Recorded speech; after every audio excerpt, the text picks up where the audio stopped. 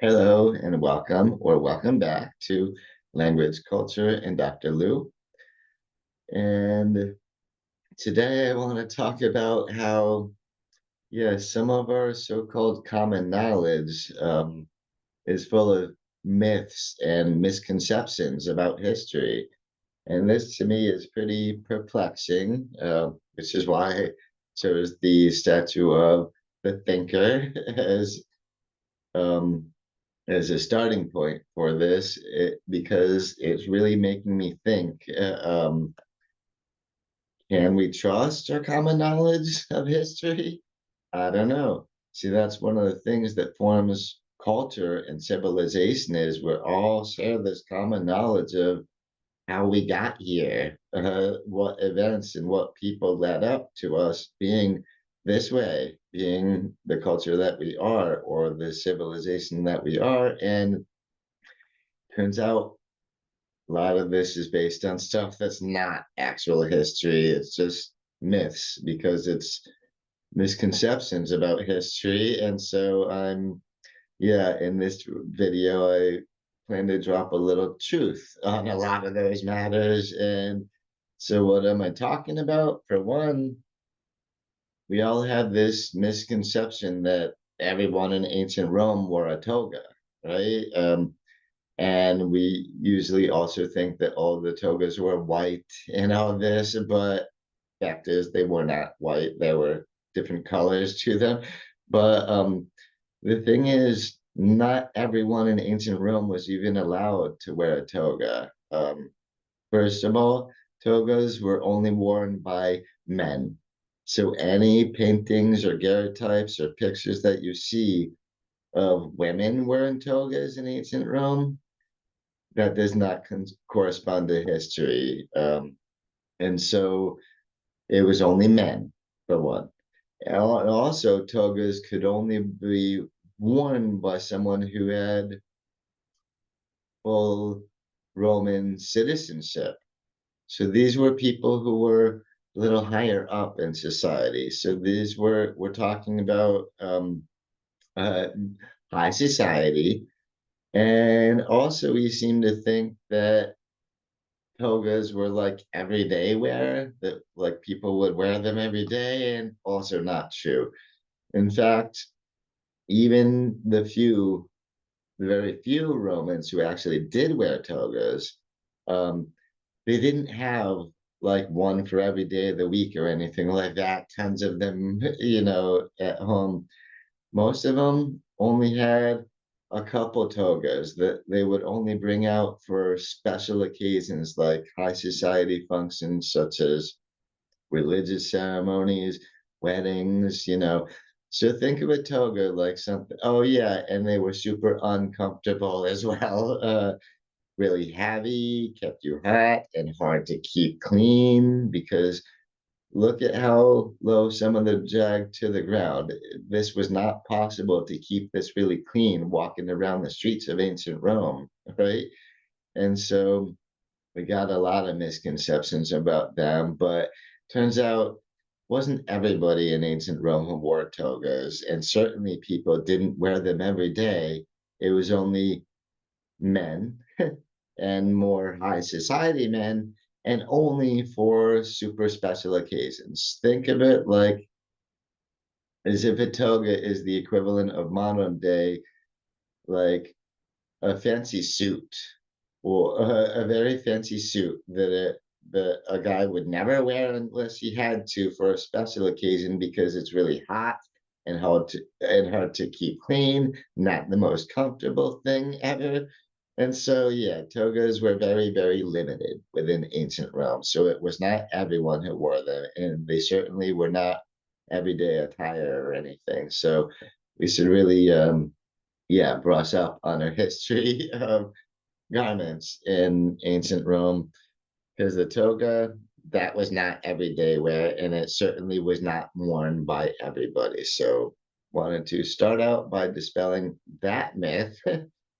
And so what's next? What else do I want to shatter your illusions about? Well, comes to William Wallace.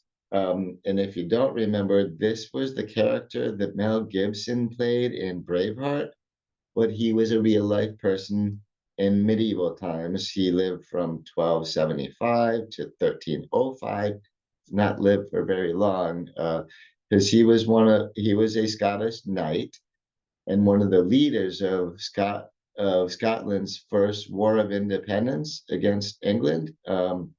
And he was one of the leaders, and sadly, the King of England eventually had him. Uh, I don't remember if it was hanged and quartered or drawn and quartered, but anyway, he had him executed at the age of, I think, only 30. So he didn't live for a long time.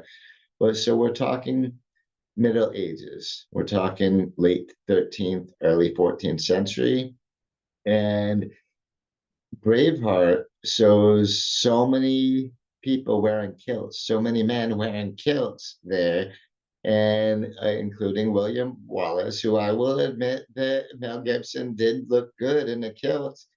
And but the fact is, he was alive in the late 13th and early 14th century, and kilts were not even a thing in Scotland until the 16th century. That's when the long kilts that you see worn in Braveheart were actually developed, when they actually came from. And it wasn't until the 18th century that this developed into the better known modern day kilt that only goes up to the belt. But either way, this was hundreds and hundreds and hundreds of years after William Wallace in the first revolution of Scotland against England and all of that. So this was just, and this movie, by the way, is full of historical inaccuracies. The whole kilt thing, that's not all of it. But see, the thing is, now this permutated American common knowledge, common beliefs, because we saw a movie, so it must be true. It was historical, right? Nope. They didn't even make an effort to get it all correct. And so that's disappointing. But so there you go. Kilts have not always been a thing in Scotland. They didn't start until the 16th century. So all those guys from Braveheart, not a single one of them wore a kilt. And so, yeah, it's almost a shame because they look so good in the movie, but this is not what happened. And by the way, like I mentioned, that was not the only historical inaccuracy in that movie. The next one was about how we seem to have this misconception that medieval battles were all just unruly brawls, just free for alls, where every man out for himself kind of a deal.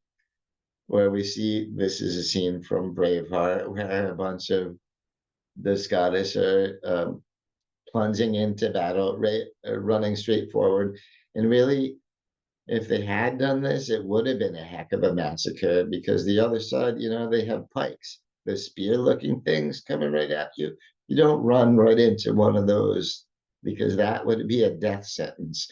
And the fact is, Braveheart isn't the only movie or TV show that has misconstrued this about this. For example, if you watch Game of Thrones, they give a similar impression of how unruly all the battles were in the Middle Ages, but neither of those things, neither Braveheart nor Game of Thrones is showing actual history. It makes for a good drama and a good action flick where you have this uh, battle scene that turns into a free for all where everybody's fighting in 360 degrees around them.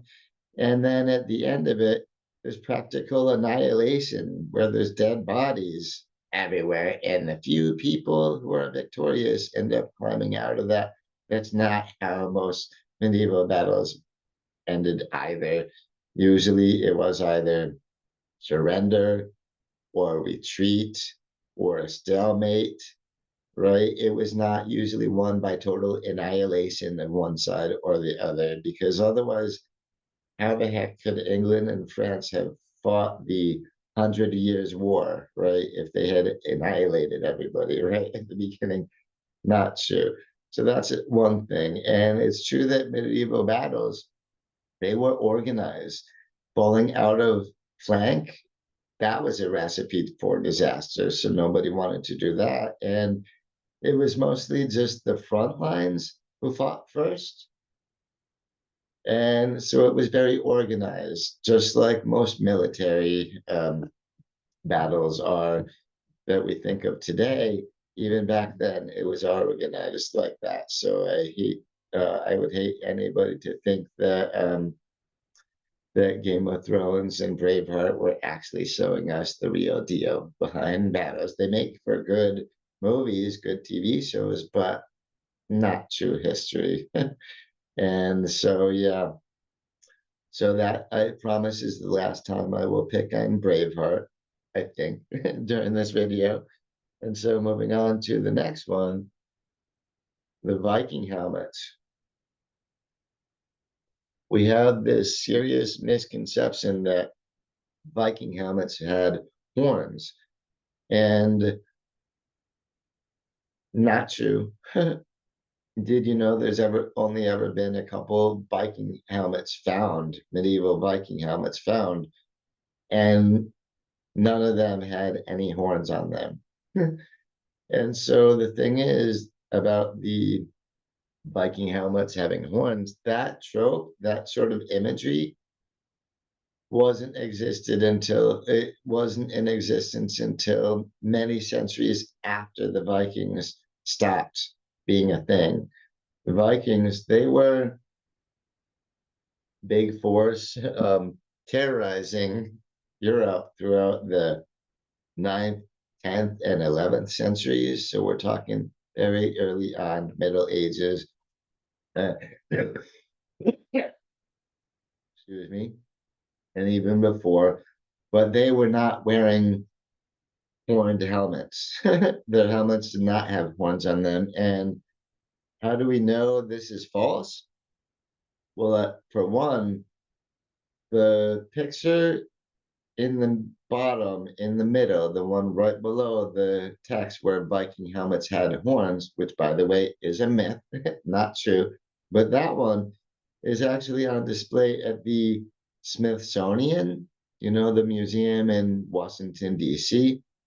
And the helmet that helmet does indeed have horns and all that, but the Vikings were around about 1,000 years ago, 1,100, 1,200 years ago. Okay, but that helmet is more than 3,000 years old. So those horn having helmets, those were very much misinterpreted to the Vikings by a couple millennia, actually, not even close. So although it makes for good imagery for Viking helmets to have horns, it's not anything close to the truth of what happened there. So yeah, turns out Viking helmets did not have horns. And the only couple that we have found and to prove that those ones don't have horns either. So that's the deal with Viking helmets. Turns out no horns. And so let's move a little further forward in history. Let's get a little closer to us now. And now, oh, this one is very much a 20th century thing where we Americans tend to think that the French army knows how to do nothing but surrender, right? And that's complete falsehood. And I think racism, anyway. And why would I say that? Because we have this impression that, oh, the French army just always surrenders. But that only comes from a couple places. The correct analysis would be that France has the most successful military in all of Europe, for instance. They have the most successful military in Europe statistically. They have won plenty of battles and plenty of wars. So let's not pretend like they didn't.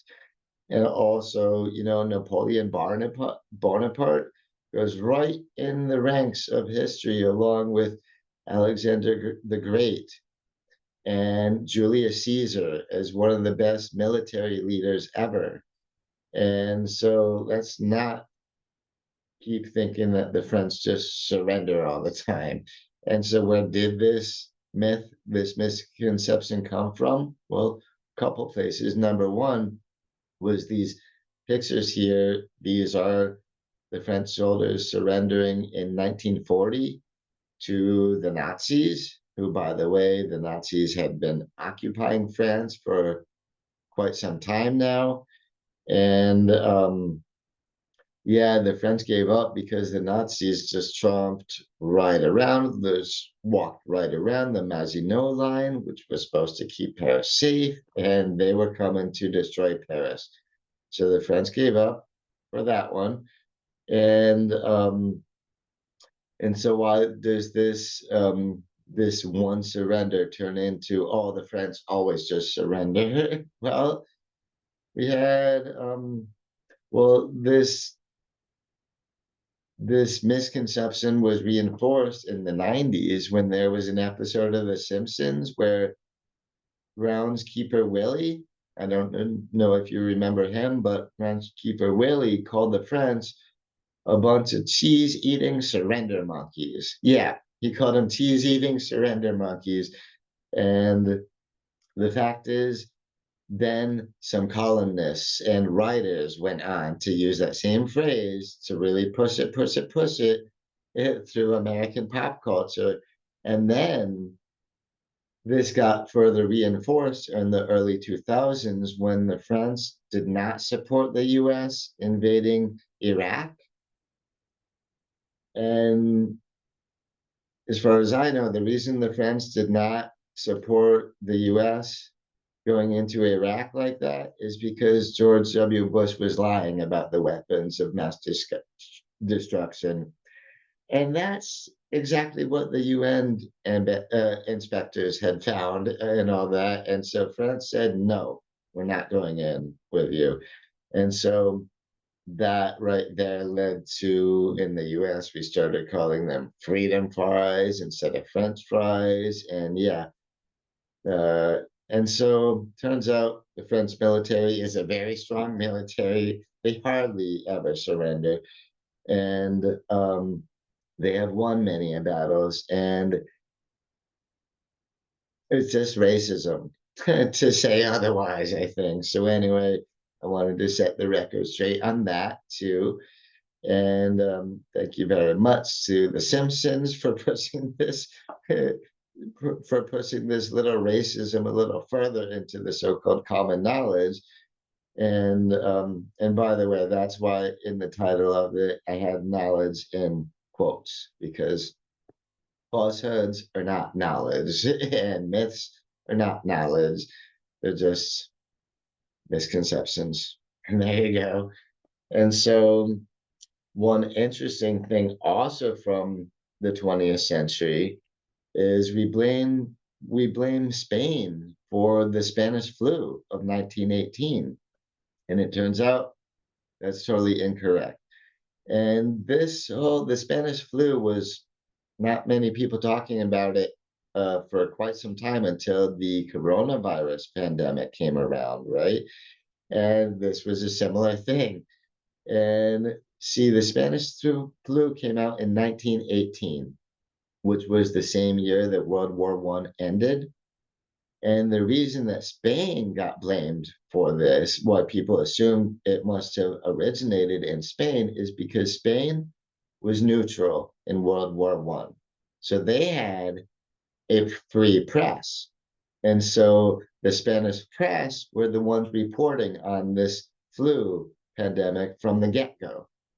Whereas other countries, the ones who were involved in World War One, like the United States, Italy, Great Britain, the United Kingdom, anyway, all of our governments were controlling the news stories, controlling the media, controlling the news stories so that if they were reporting about the flu pandemic going on, that might destroy morale. And so the American government couldn't have that, and neither could the other governments at war. And so they hid this from us. And so, yeah, that was the American government hiding this from us, and everybody ended up blaming this on Spain. And again, it wasn't just the American government; it was also the British government and the Italian government and several other governments of countries involved in that war. But where did the Spanish flu actually come from? It came from a military base in Kansas. So yes, it was born in America, in the United States of America. In the state Kansas, where Dorothy and Toto were from in the Wizard of Oz. And so yeah, and it started on a military base in Kansas on March 11th, 1918, which is exactly 7 months before the end of World War One. So yeah, we had this flu this flu pandemic starting on a military base in the US, and our government hid this fact from us. And the whole world still to this day seems to blame the flu on Spain because they were the only free press who was actually reporting about this pandemic at the time, whereas other governments and other media were hiding this from anybody. So, yeah, please don't blame Spain for the Spanish flu of 1918. Turns out that was born on a military base in Kansas. So, right here in the United States of America. So that's the truth about the Spanish flu. It was American born. It was a global pandemic, sure, but it did not start in Spain. It started right in Kansas. So, yeah, so let's not keep punishing Spain for that and keep giving Spain that terrible reputation for it because honestly, it was not their fault. And so, lastly, I know I've been mostly sticking to chronological order until this time, but this one I wanted to save for last because I think this one is the most fun, where we seem to think that pirates used to always make their victims walk the plank, and then uh, which leads to falling into the ocean, possibly even shark-infested waters, all of that. But turns out that was not a punishment doled out by the pirates. In fact, if they wanted to punish somebody, um, flogging was something they did a lot of, kind of like whipping, but possibly even worse. Or an even worse one, if they wanted to condemn somebody to death, they would maroon them. So marooning was when they would leave somebody on a desert island, um, with a pistol with only one bullet in it, and that's it. So that was a pretty sick way to go. But if pirates were at sea and wanted to get rid of somebody, like kill them off right away, it wouldn't make any sense to go through all the pomp and circumstance of having somebody walk the plank. It would take a while, and pirates had other things to do at the time. So they would just push him overboard. Yeah, pirates didn't have people walking the planks. They would just push them overboard or flog them or maroon them. So where did this incredible misconception come from? I think it started out in 1725 with Daniel Defoe wrote a fictional book called Robinson Crusoe. And this is where, and I think that's the earliest place I could find pirates making people walk the plank, but this was a work of fiction. Similar tropes and ideas about the pirates that were not historical were also pushed in Robinson Crusoe. But again, Treasure Island and Robinson's Crusoe. These were oh, sorry, I think I forgot to mention Treasure Island. Anyway, but Robinson Crusoe and Treasure Island, these were works of fiction, not works of history. And so let's not pretend like pirates making people walk the plank was really a real thing, because they had terrible ways of punishing or killing people, but walking the plank was really not one of them. It wouldn't make a lot of sense. Makes so much more sense, so much more efficient. What they actually did was just push them overboard. And there you go. So anyway, thank you. Sorry I might have shattered any illusions that you had about, history, but I wanted to sort of set the record straight on a few things there. And by the way, I have several more historical misconceptions, aka myths. And if this video gets a good reaction, if people want to see more, I will be happy to make more. So please do give this video a thumbs up, and maybe even leave in the comments anything you would like me to talk about a little more. But anyway, thank you for sticking with me for these so-called historical facts that turn out to be complete myths. And yeah, and so let's try to stick to the truth when we're making our common knowledge from now on. And so please do again give the video a thumbs up, and thank you to everyone who watched this video. And yeah, and so I'm getting hard at work on my next one. So until then, catch you around next time. Bye bye.